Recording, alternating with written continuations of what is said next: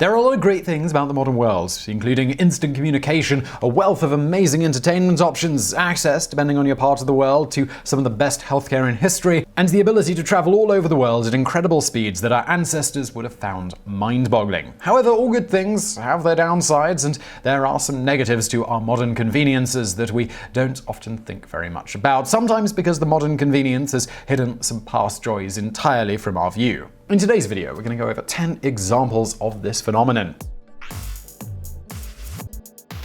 Number 10. An unobstructed view of the night sky.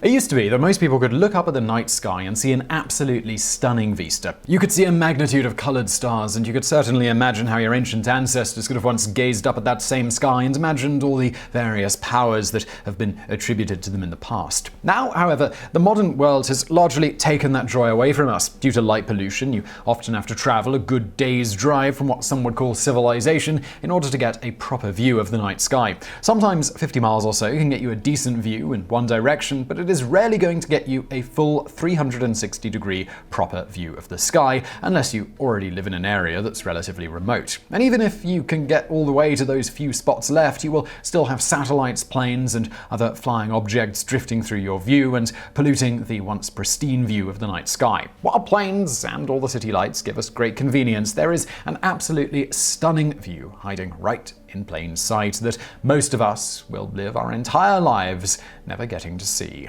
Number 9. Leisurely, peaceful meals with time to talk and digest our food.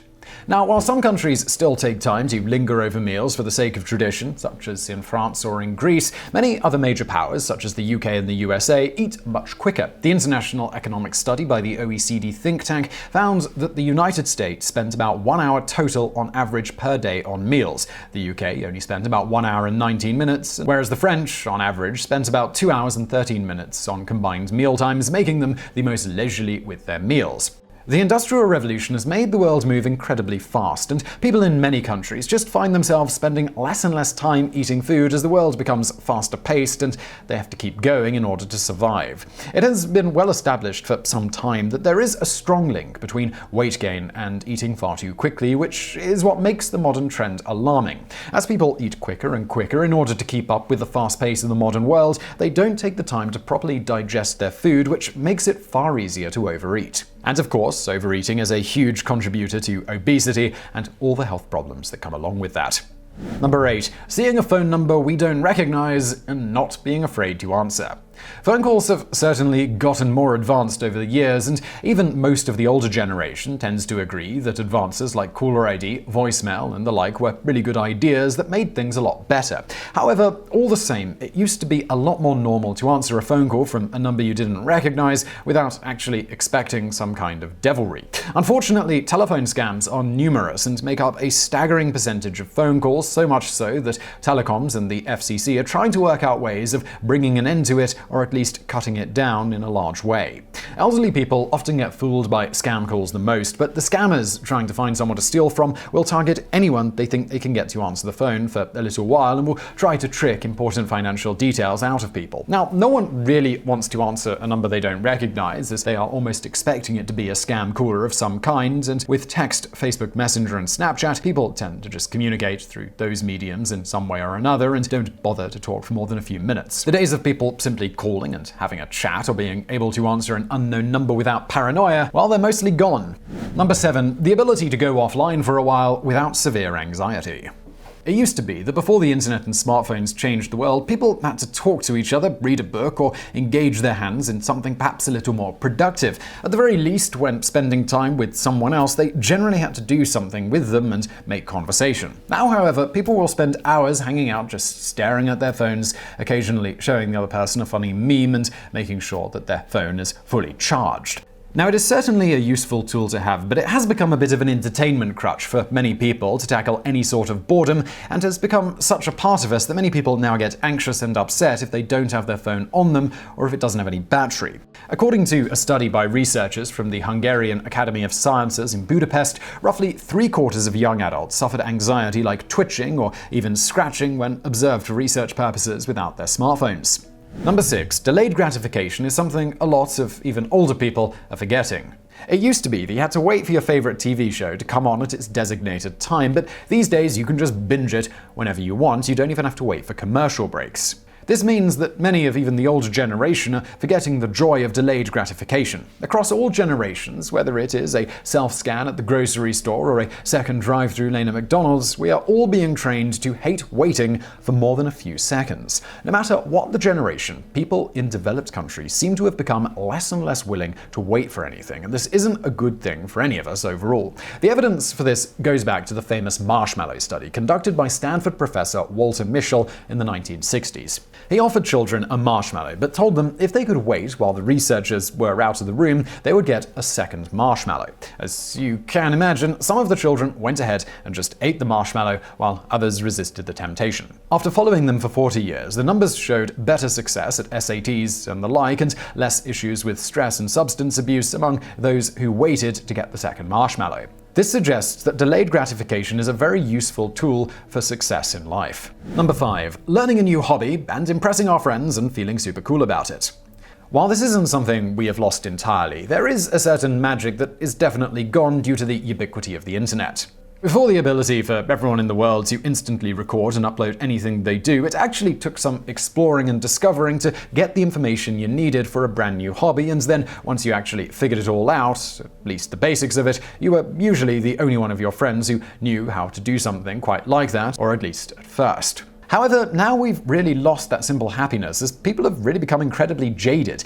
It isn't as hard to get into a new hobby anymore, and you can find a billion tips for doing so on the internet. There's also easy starter kits for just about everything, and a ton of people who can do it a lot better than you. And of course, it's all right at your fingertips. While they may still be somewhat impressed to see someone do it live and encourage you as their friend, it certainly won't wow them now that they can just go online and immediately find someone who can do it a million times better than you. It also can make it hard to keep up with your hobby when it's so easy to compare yourself to actual experts and feel discouraged at how long it takes you to reach that level. The internet has kind of ruined us. Number 4. Being able to relax away from unnatural or industrial noises. It wasn't really that long ago, back before the Industrial Revolution, when we had a much more peaceful world with regard to noise pollution and, well, regular pollution. There were no big factories belching smoke. You could go back a little longer and we didn't even have trains. There was no Wi-Fi, no constant radio communication, no internet, no satellites, and certainly no planes flying overhead. All the sound pollution, both audible to the human ear and not, was almost entirely non-existent just a few years ago, but today there's almost no escape from it. Today you can still go far enough out of the way and you'll probably get an unobstructed view of the night sky, but it's a much more difficult issue when it comes to noise pollution. Researchers who have tried to find any quiet spots on Earth have only found spots that are temporarily quiet from unnatural sounds. No matter how far you go, at the very least, the occasional airplane will fly by and ruin the natural soundscape that you were trying to enjoy. Planes may be convenient, but there are tens of thousands of flights every day, and the sound from them soaring through the sky has made every corner of the globe a site for intermittent noise pollution. Number 3. Waking up to natural circadian rhythms is an almost non-existent privilege. It used to be we just kind of went to bed and got up based on our natural alarm clock, but electronic aids now wake the world up. This is also kind of necessary now because almost no one goes to bed shortly after sundown or gets up at sunrise anymore. The privilege of simply going to bed like everyone else does and knowing the whole world has pretty much the same schedule and will be waiting for you when you get up is just gone. Now we go to bed at all sorts of weird hours, sometimes for only brief snatches, and many types of workers have schedules where shifts change throughout the week, leaving their poor bodies even more confused. On top of that, many are so trapped by social media that even waking up for a brief moment, they have to check their feed. This kind of behavior is just not good for sleep patterns. Number 2. There is now no escape from shocking, horrible, and grotesquely sensational news. With the ubiquity of the internet and the 24-hour news cycle, we now have access to news from any corner of the world at all times and a corresponding need to fill airspace. While you'll see the occasional positive human interest story, the news is mostly dominated by the worst of the worst, and because of such instant worldwide mass communication, no editor has any trouble filling their entire news block with a stream of horrific goings-on. No longer are the days when the news simply could only find so much negative stuff to feed you. For some people, this puts them in a quandary, as they feel as a responsible person they should keep up with the news, but it can be hard to filter out the important things from the constant horror. No matter how important you think it is to keep up with, you may want to be careful about your consumption. Multiple replicated studies have found that people who viewed negative news broadcasts have more anxiety afterwards and are more likely to start talking at length about things that worry them and make them out in their heads to be something bigger than they actually are. Number 1. The constant fear of a lawsuit over everything has left us all on edge.